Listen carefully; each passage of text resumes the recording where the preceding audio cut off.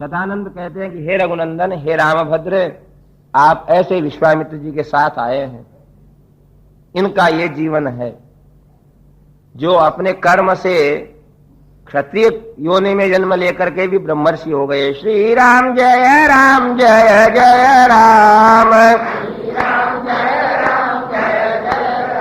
राम श्री राम जय राम जय जय राम, राम श्री राम जय राम जय जय राम, श्री राम जय राम जय जय राम, श्री राम जय राम जय जय राम, श्री राम जय राम जय जय राम। बोलिए राजा रामचंद्र भगवान। तत प्रभाते विमले कृतकर्मा नराधिपः विश्वामित्रं महात्मानं आजुहावस राघवम्। अब सज्जनों, अन्य रामायणों में भगवान राम जी के विवाह की बातें अनेक प्रकार से लिखी हैं। गोस्वामी जी ने तो पुष्प वाटिका का सुंदर वर्णन किया है कि जहां भगवती जानकी भी पुष्प लेने जाती है और भगवान श्री राम भी पूजा के लिए पुष्प तोड़ते हैं और वहां एक दूसरे को देखते हैं। इस प्रकार राम सीता के स्नेह के अंकुर को प्रस्फुटित किया है। श्री रामायण में जिस तरह कथा है उसको थोड़ा ललित बनाते हम सुना रहे हैं। आप लोग रोज कीर्तन में करते हैं ना, रघुपति राघव राजा राम पतित पावन सीताराम। पतित पावन कौन है? अकेले राम जी नहीं, सीताराम। जाय जनकपुर धनुष को तोड़ा, जनक सुता से नाता जोड़ा। जाय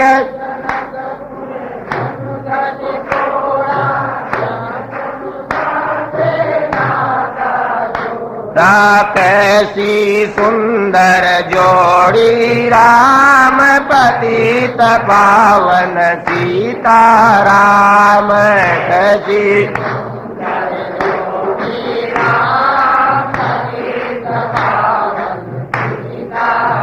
राम रघुपति राघव राजा राम पतित पावन सीताराम।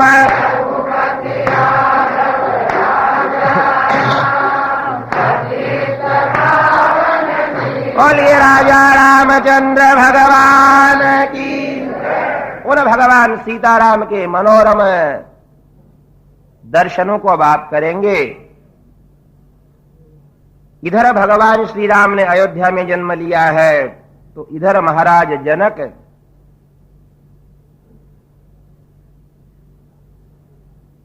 अपने जनकपुरी में विदेह नगरी के अंदर, मिथिला नगरी के अंदर रह रहे हैं। जिन महाराज को क्या कहते हैं? महाराजा विदेह। जिनको देह का कोई अभिमान नहीं है वो विदेह है।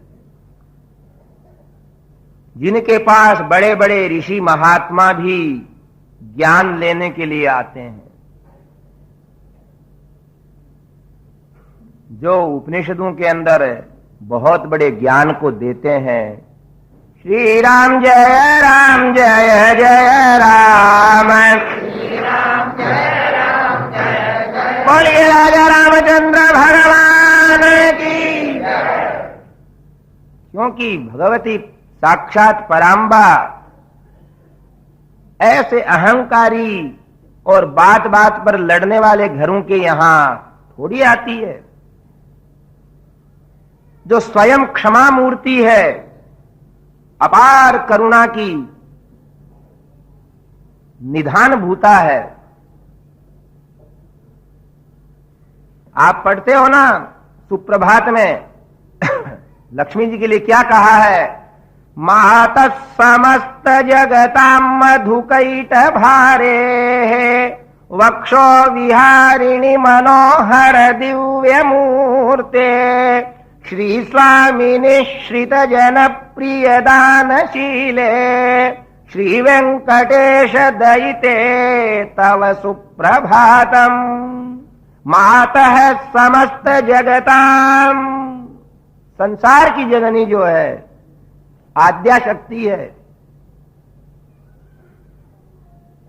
जिसके सामने बड़े से बड़े पापियों के प्रति भी भगवान को दया करना पड़ती है, वो मां जो महाराज जनक इसलिए जनक कहलाए, इसलिए पिता कहलाए कि संसार की मां भगवती उनकी बेटी बनने को तैयार हो गई,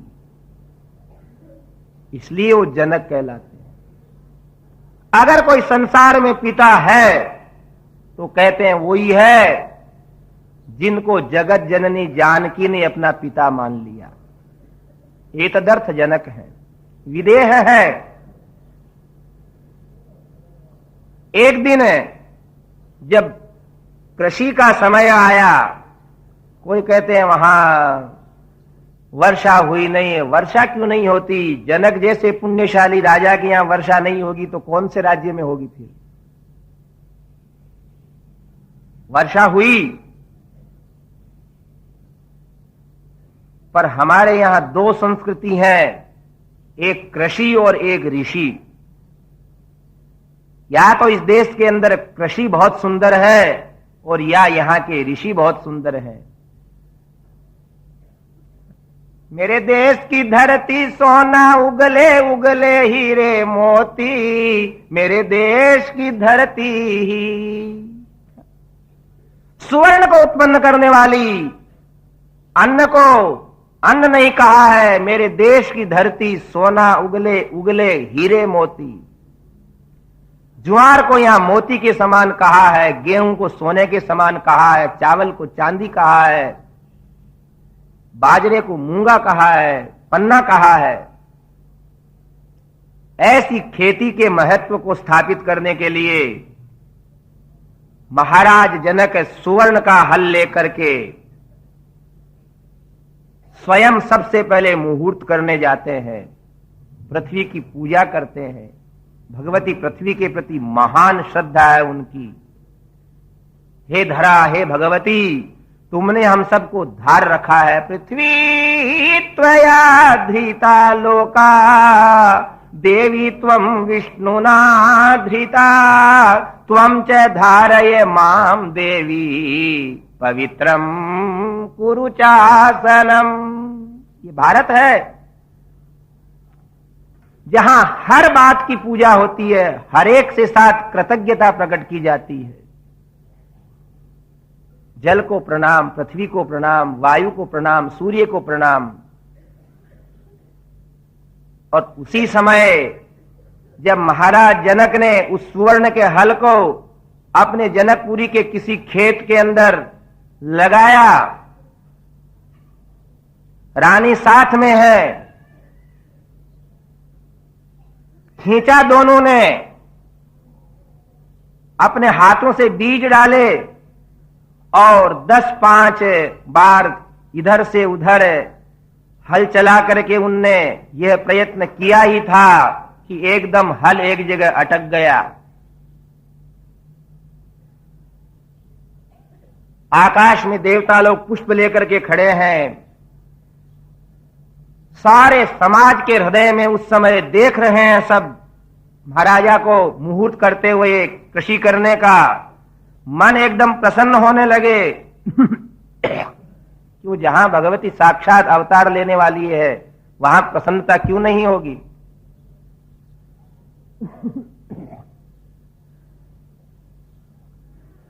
रानी ने कहा, महाराज क्या बात है, मैं देखती हूं। और उस मिट्टी को थोड़ी सी उठाया और रानी देखती की देखती रह गई।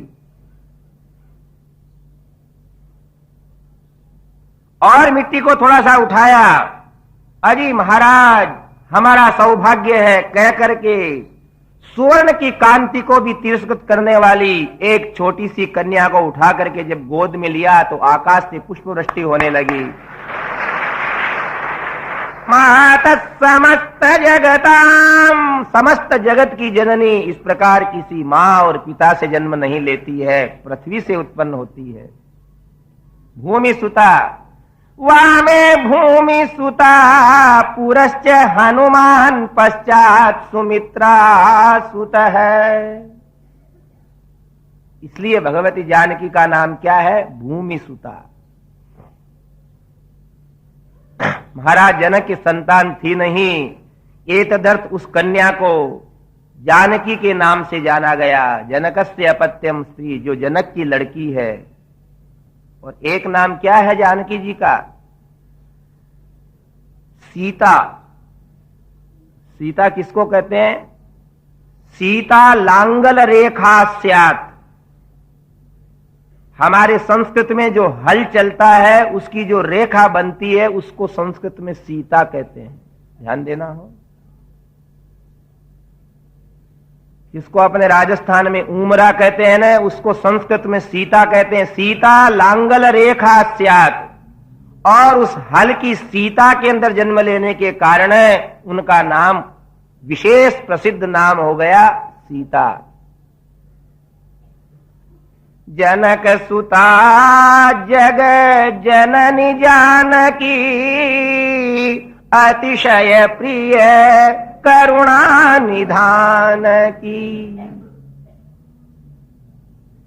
और उस सुकोमलांगी कन्या को लेकर के महारानी सुनैना ने जब अपने वक्षस्थल के लगाया कि उनके स्तनों से धर धरा करके दूध गिरने लगा, माता निहाल हो गई कि संसार को पालन करने वाली, कृपा दृष्टि की वृष्टि करने वाली भगवती आज एक दिव्य मंगल निधान वाली मां का दूध पी करके बड़ी हो रही है।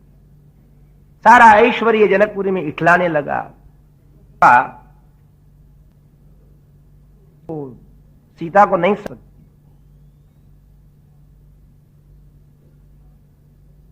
कन्याएं वाली मां जानती हैं कि जब वो चिंतित रहती हैं कि बेटी देख आज मेहमान आने वाले हैं, फलाने वाले हैं, मेरा तो सिर दुख रहा है, बोल तू दवाई लेकर के सो जा, हम सबको जिमा देंगी। है कन्याएं ऐसी होती है। एक दिन क्या किया, दीपावली का अवसर था, उस समय सारे घरों को पोंछा गया, धोया गया। दिवाली एक ऐसा अवसर होता है, कब से चली आ रही है भगवान जाने। कोई कहते हैं भगवान राम का राज्याभिषेक उस दिन हुआ था, तो ऐसा तो सही नहीं है, क्योंकि राम जी का राज्याभिषेक तो चैत्र में हुआ था।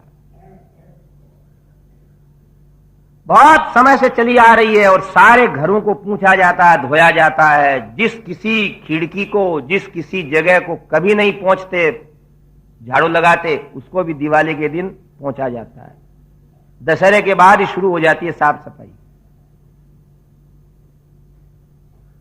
भगवती जानकी ने अपने मां से पूछा कि अम्मा, ये रोज इस बहुत बड़े कक्ष के अंदर ये धनुष रखा हुआ है पेटी में, इसको आप लोग पूछते हो, इसको पूजा करते हो, ये किसका है? बोले बेटी ये भगवान शिव का रखा हुआ है।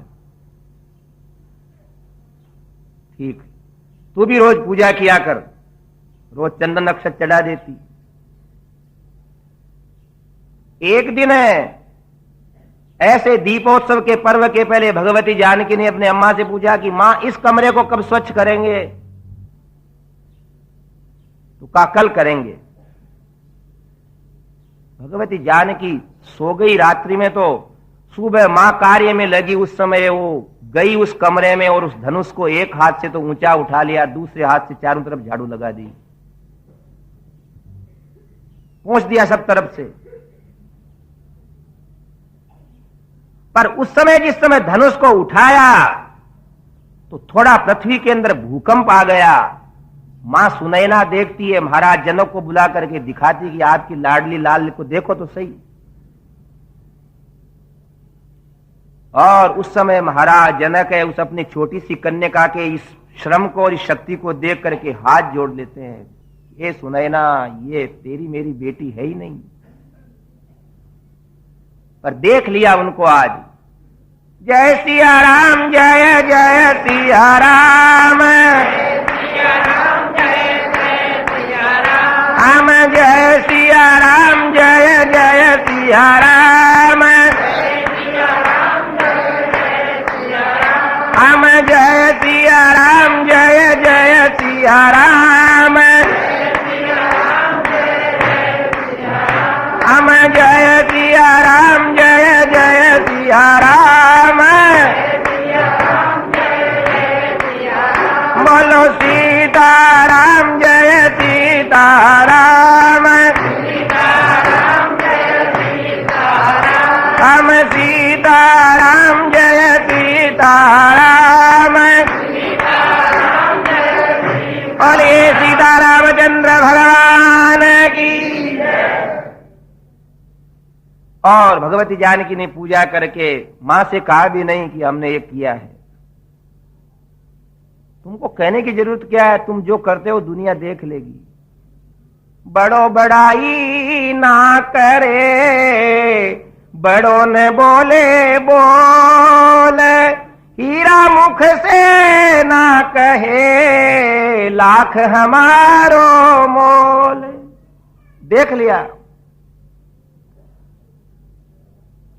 आज महाराज जनक मन में संकल्प करते हैं कि जिस धनुष को जानकी ने खेल खेल के अंदर यूं इधर से इधर रख करके वापिस इधर रख दिया, जो महावीर इस धनुष के ऊपर बाण चढ़ा देगा उसी को जानकी प्राप्त होगी। यही मेरा अटल अटूट संकल्प है। धीरे धीरे बड़ी हुई जानकी जी। श्री रामायण तो लिखा है कि कई लोगों ने आकर के उनसे याचना की। उनने कहा समय पर आइए, धनुष यज्ञ में आइए, स्वयंवर में आइए। तिथि मिति घोषित की गई। अन्य अन्य रामायणों में लिखा है कि सारे लोग आकर के एकत्रित हो गए हैं। उसके ही एक दो दिन पहले महाराज जनक ने बुलाया विश्वामित्र जी को। ततः प्रभाते विमले कृतकर्मा नराधिपः, विश्वामित्रं महात्मानं आजुहावस राघवम्। विश्वामित्र जी को बुलाया प्रातः काल। विश्वामित्र मुनि कहते हैं कि महाराज, हमें आप उसी समय बुलावें जिस समय स्वयंवर की पूरी तैयारी हो जाए, सारे राजा लोग विराजमान हो जावें, उसी समय बुलावें। उनने कहा महाराज पहले थोड़ी बात करना, इसलिए आ जाओ। विश्वामित्र जी गए। महाराज जनक कहते हैं, अथ में कृषतः क्षेत्रम लांगला दुत्थिता, ततः क्षेत्रम शोधयता लब्धा, नामना सीतेति विश्रुता। हे महाराज गुरुदेव, मेरे घर में जो सीता नाम से, जानकी नाम से कन्या जाने जाती है, वो मेरी नहीं, इस पृथ्वी की बेटी है। पृथ्वी से उत्पन्न हुई है और उसका वीर्य ही शुल्क है, यानी पराक्रम ही उसके लिए शुल्क है। जो पराक्रम उत्पन्न करेगा, पराक्रम प्रकट करेगा, इस शिवजी के धनुष के ऊपर बाण चढ़ा देगा, उनको जानकी दी जाएगी। एतदर्थ सारे मुनि आए हैं, सारे वीर आए हैं। आप राम और लक्ष्मण को लेकर के आइए। अगर यद्यस्य धनुषो राम है, कुर्याद आरोपणम मुने, सुताम अयो निजाम सीताम दद्याम दाशरथेरहम। यद्यस्य धनुषो राम है, कुर्याद आरोपणम मुने, सुताम अयो निजाम सीताम दद्याम दाशरथे अहम। और हे मुनीश्वर, यदि दशरथ नंदन श्री राम इस धनुष के ऊपर बाण चढ़ा देते हैं, प्रत्यंचा चढ़ा देते हैं, तो मैं जानकी इनको दे दूंगा। और विश्वामित्र जी वापिस जाकर के, मध्याह्न का समय होने वाला है, उसके पहले ही राम और लक्ष्मण को साथ लेकर के बहुत सारे मुनीश्वरों के साथ आ रहे हैं। जनकस्य वच श्रुत्वा विश्वामित्रो महामुनिः धनुर्दर्शय रामाय इति होवाच पार्थिवम्। विश्वामित्र जी क्या सोच रहे हैं कि आज हमें यहां आए काफी दिन हो गए, रोज रोज लोग इन राम जी को देखने आते हैं, पर कभी ये पूजा में रहते हैं, कभी मेरी सेवा में रहते हैं। इस जनकपुरी से तो इनका महान अटूट संबंध होने वाला है। तो राम लक्ष्मण को साथ लिए हुए पूरे नगर में घूमते हुए जा रहे हैं। नर नारी जनकपुर के अपने अपने घरों के ऊपर खड़े हो जाते हैं। गोस्वामी जी इसीलिए तो कह रहे हैं, कैसे श्री राम हैं, नव कंज लोचन कंज मुख कर कंज पद कंजारुणम कंदर्प गणित अमित छवि नव नील नीरद सुंदरम। कंदर्प अगणित अमित छवि नव नील नीरद सुंदरम। कोटि कोटि कामदेव के सौंदर्य को तिरस्कृत करने वाले भगवान राम जब जनकपुरी में से प्रस्थान करते हैं तो नर नारी कहते हैं कि इनको देखने के बाद कुछ दर्शनीय नहीं बचा है। तब एक नारी उनसे कहती है कि नहीं, तू भूल कर रही है। इनको यदि सीता के साथ देखा जाए तो जन्म सफल हो जाता है। चौथी नारी कहती है कि विधाता ने जब ऐसे दो नर नारी का निर्माण किया है, उस विधाता ने इन महाराजा जनक को शिव के धनुष को तोड़ने का एक संकल्प रूपी कार्य ठीक नहीं किया। अरे सखी, वो धनुष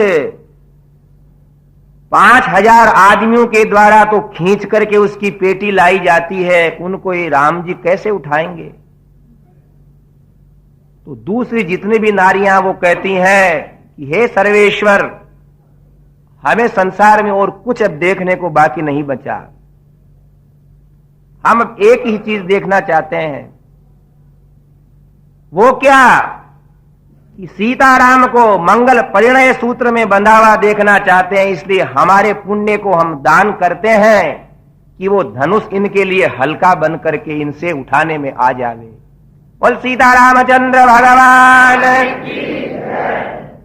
इतने में तो सब भगवान राम को निहार करके कहती हैं कि न जाने आज हमारा कौन पुण्य का समय है।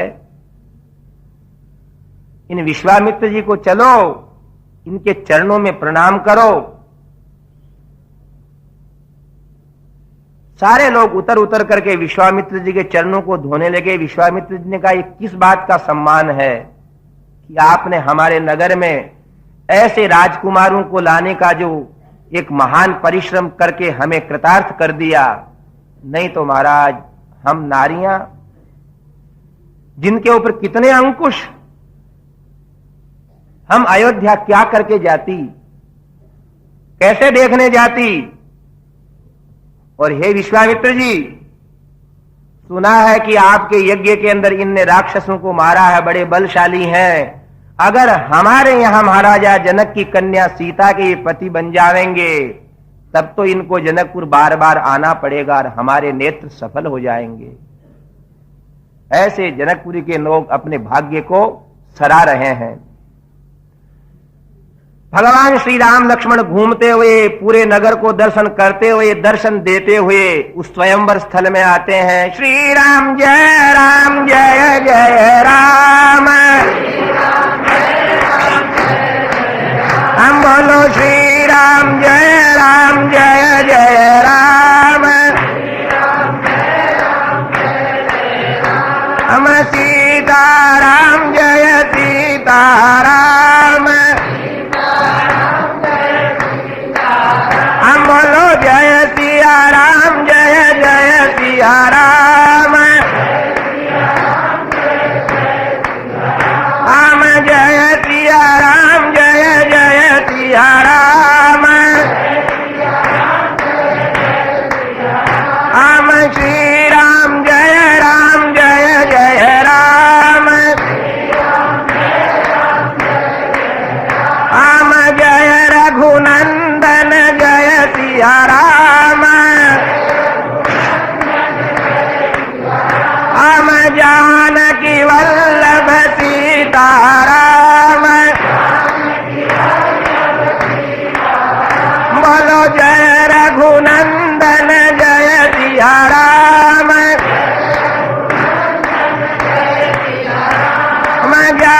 जानकी वल्लभ सीताराम,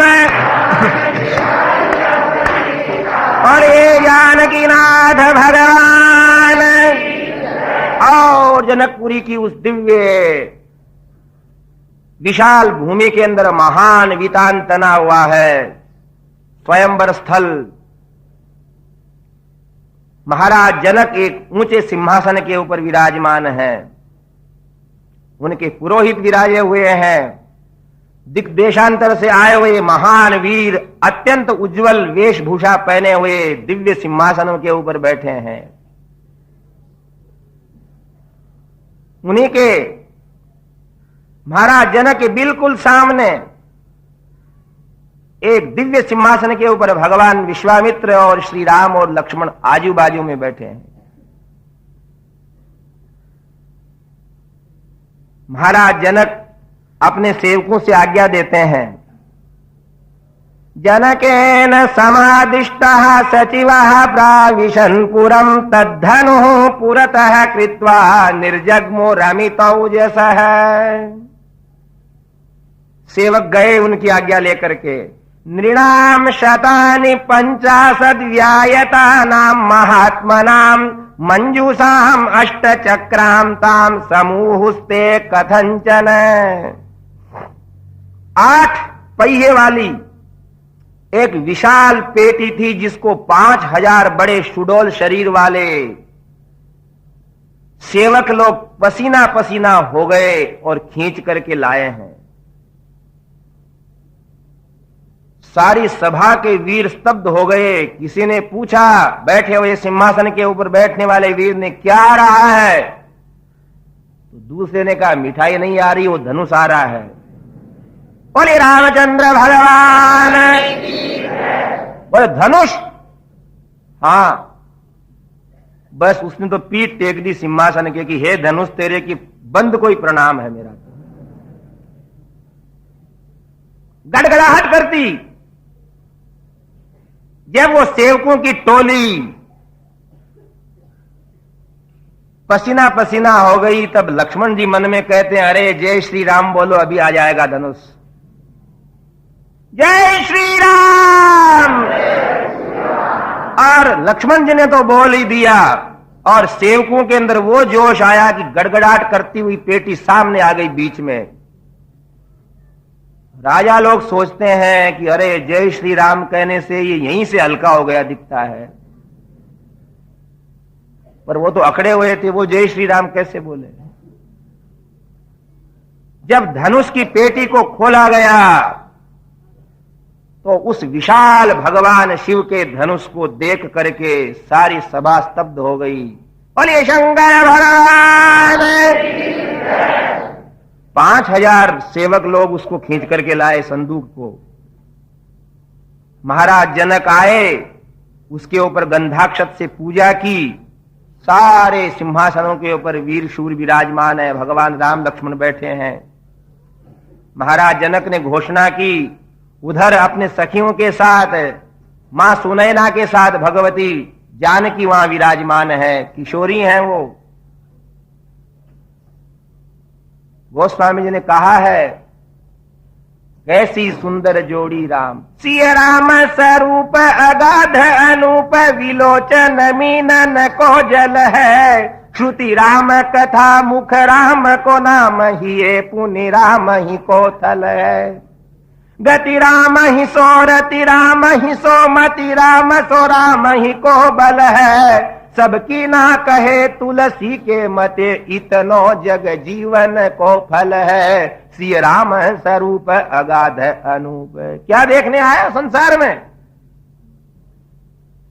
गोस्वामी जी ने कहा कि देखना है तो उस अद्भुत जोड़ी के दर्शन करो, उन सीताराम जी के दर्शन करो। नेत्रों से यही देखना है। गोस्वामी जी अपने भाव के अंदर बैठे हुए कितने वर्षों पहले हुए सीता स्वयंवर को अपने बुद्धि से देख रहे हैं। भगवान की कृपा से आप हम लोग भी इस कथा को यहां शब्दों के माध्यम से सुन रहे हैं और शब्दों से ही देख रहे हैं। महान उस स्वयंवर स्थल के एक भाग के अंदर भगवती जान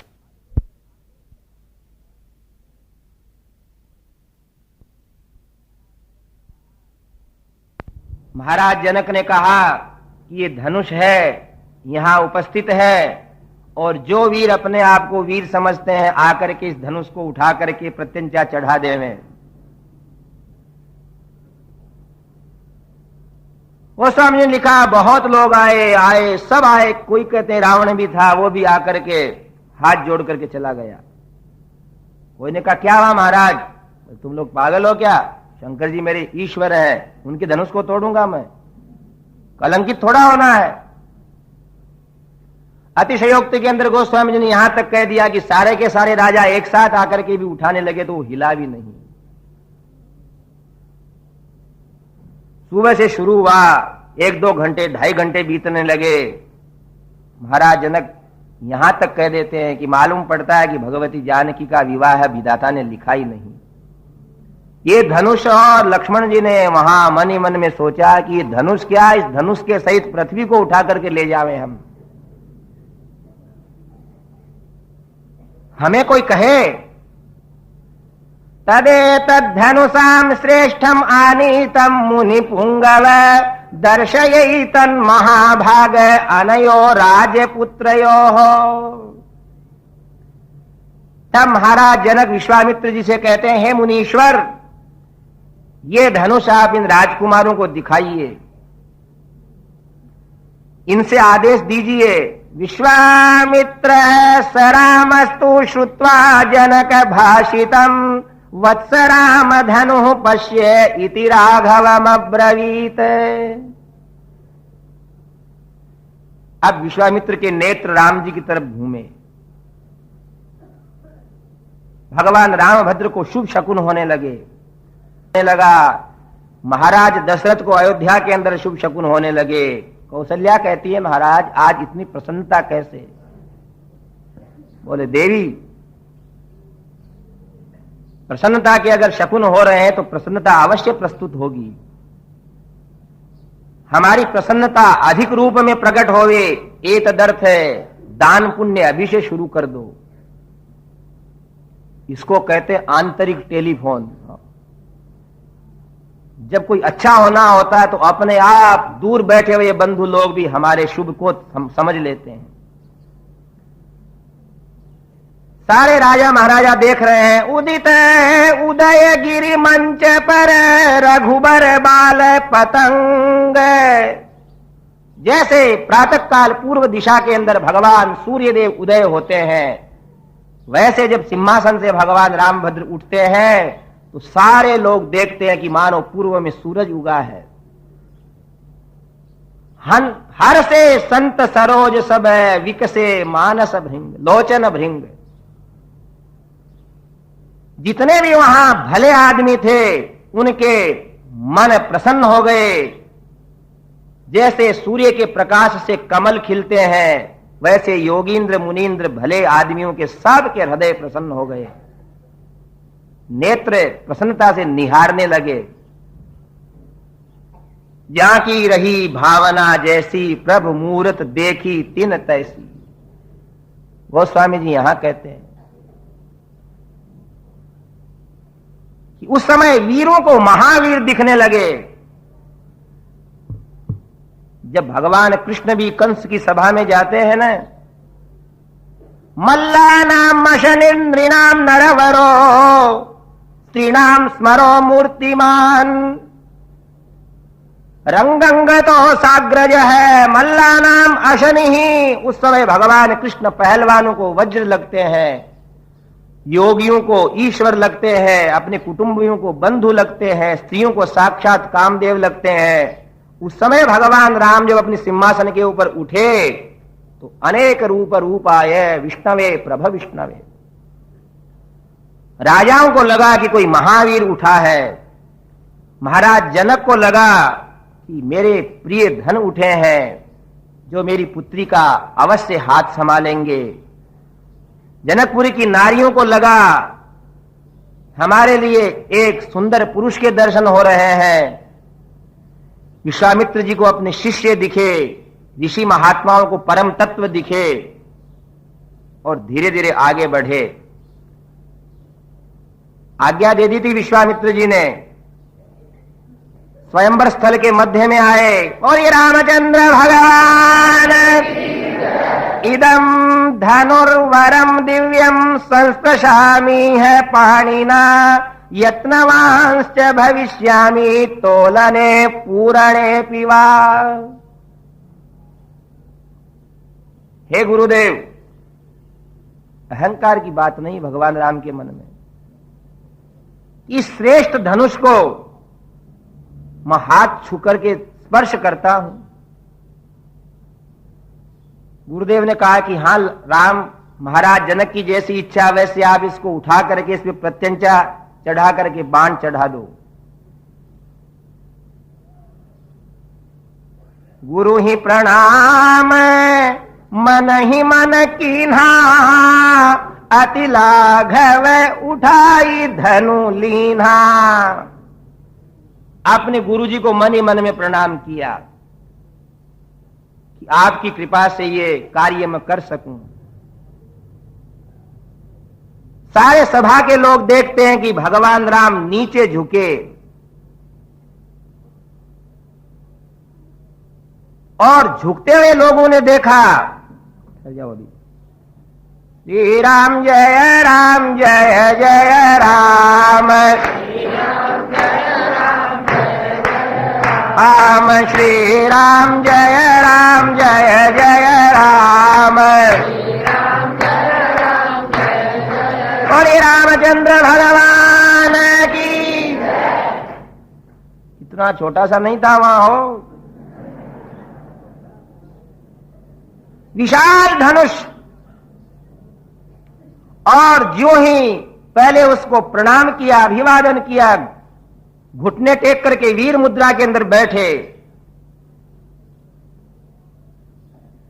भगवान लक्ष्मण कहते ए भगवती पृथ्वी, अब तुम संभल के स्थिर हो जाना। हे कूर्म, तुम डगमगाना मत।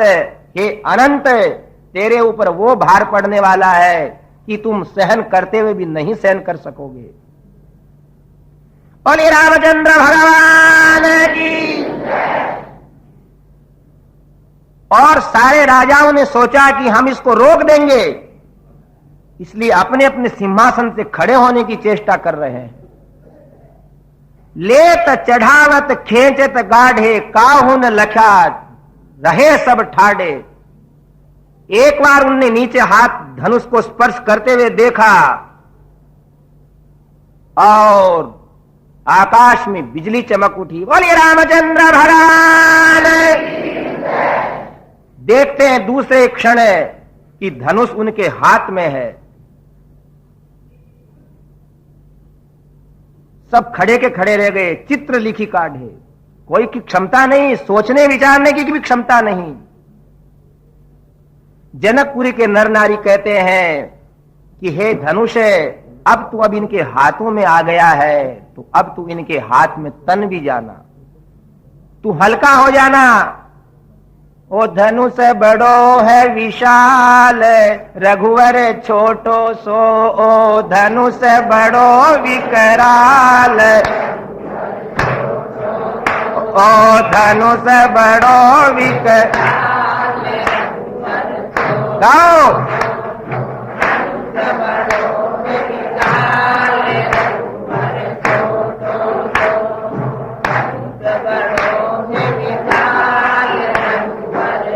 बोले रामचंद्र भगवान की। भगवान राम भी सोचते हैं कि इन जनकपुर के लोगों को ऐसा गाने का कब अवसर मिलेगा। प्रसन्नता की लहर दौड़ गई। नर नारी गा रहे। सज्जनों, अगर जीवन के अंदर कुछ गाना है तो ऐसे ही भजन गाना चाहिए जिसमें भगवान सीताराम की मनोहर जोड़ी से हम लोग दर्शन करने में सफल हो जाएं। बाकी सब तो कुछ काम का नहीं। गोस्वामी जी ने कहा है हो कि आपको क्या देखना है यहां। भगवान को नहीं देखा तो कुछ नहीं। तिन तेखर सुकर स्वान भले जड़ता बस तेना कहे कछुवई। तुलसी जेहि राम सो नेह नहीं, सो सही पशु पूछे विषाणन द्वई। जननी कत भार मुई 10 मास, भई किन बांझ गई किन चई। जरि जाऊ सो जीवन जान की नाथ, जिए जग में तुम्हारे बिनु हई। क्या कहा गोस्वामी जी ने कि जिनने ऐसे मनोरम दृश्यों का दर्शन नहीं किया उनको तो मर जाना चाहिए। तीनते खर सूकर स्वान भले, उन मनुष्यों से तो गधे और कुत्ते अच्छे जो बेचारे कह नहीं सकते, गा नहीं सकते, सुन नहीं सकते। माताओं से कहा कि ऐसे मनुष्यों को क्यों जन्म देती हो जो भगवान से प्रेम नहीं करें, क्यों भजन ढोती हो। जल जाना चाहिए वो जीवन जिसमें भगवत प्रेम, भगवत दर्शन, भगवत झांकी नहीं हो। माताएं गाती हैं, रघु गाती हैं ऐसे भजन, क्या ओ धनुष बड़ो विकराल, रघुवर छोटो सो। कितना आनंद आता है मन में। अगर कोई दृश्य हृदय में जमाना है, गाना है, तो भगवान की बात गाना चाहिए। मन मयूर प्रफुल्लित हो जाता है, प्रसन्न हो जाता है। भगवान हाथ में लिए खड़े हैं और जनकपुरी के सारे लोग कहते हैं कि धनुष हमारे पुण्य से, हमारे भाग्य से हल्का हो जाए। दमकई दामिनी जब धनु लय हूं, पुनि धनु नभ मंडल सम भय हूं। बोले रामचंद्र भगवान। और एक बार बिजली चारों तरफ चमक गई। महावीर राम ने एक पांव आगे किया, एक पांव पीछे किया। एक हाथ कान के पास है और दूसरा हाथ धनुष को तान दिया है। बोल रामचंद्र भगवान की। पर इसके बाद वो ध्वनि हुई, पृथ्वी डोल गई। जय छन राम मध्य धनु तोरा, भरे भुवन धुनि घोर कठोरा। भरे भुवन घोर कठोर, रवर विवादित जिमारग तले। चिक्कर ही दिग्गज डोलमई, अहि कोल कूरम कलमले। सुर असुर मुनि कर कान दीने, सकल विकल विचारहि। कोदंड खंडे राम तुलसी, जयति वचन उचारहि। बोल रामचंद्र भगवान। भरे भुवन घोर कठोर, रव रवि वाजि तजि मारग चले। सूर्य डोल गया हो। जेहि छन राम मध्य धनु तोरा, भरे भुवन धुनि घोर कठोरा। श्री राम जय राम जय जय राम। श्री राम जय राम जय जय राम। श्री राम जय राम जय जय राम।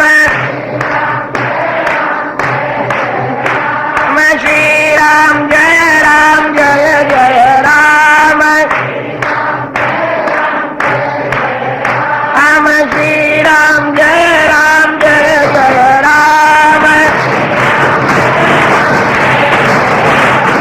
श्री राम जय राम जय जय राम। बोले रामचंद्र भगवान। जय छन राम मध्य धनु तोड़ा। विराज हो। भरे भुवन धुनि घोर कठोरा। लोग क्या अपना अपना सोचते हैं। राजाओं ने क्या सोचा कि धनुष राम जी के ऊपर पड़ गया, तो उनने आंखें फाड़ करके देखना शुरू किया। पहले तो होश ही नहीं रहा किसी को।